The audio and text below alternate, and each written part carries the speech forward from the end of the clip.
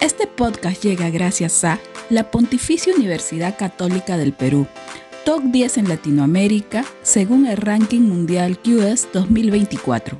Este podcast llega gracias a Grupo Pragda. Desarrollamos negocios para crear flujo de efectivo y patrimonio para nuestros asociados.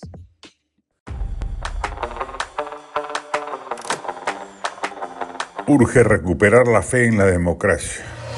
Sudaca, Perú. Buen periodismo.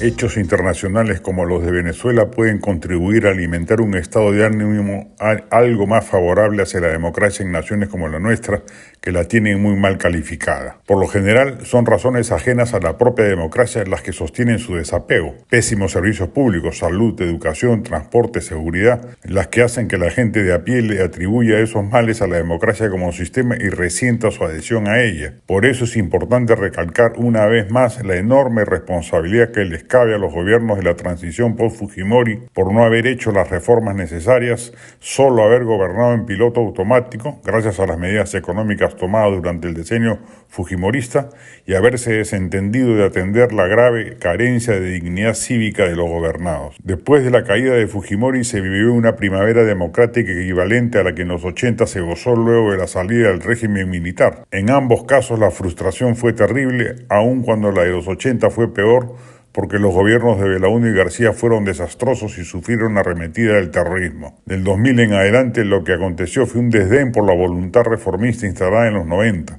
Se pararon en seco. Solo Toledo emprendió algunas, aunque haya sido terriblemente deficiente la descentralización, la eliminación de la 2530, los acuerdos de libre comercio.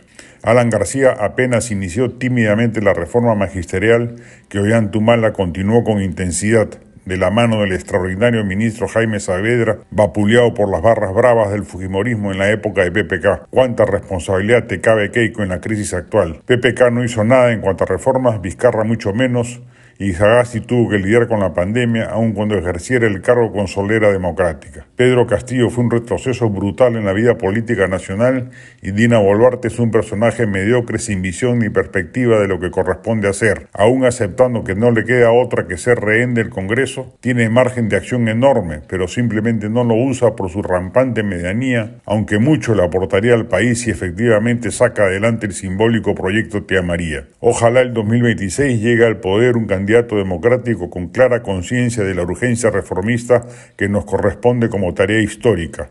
Es de vida o muerte.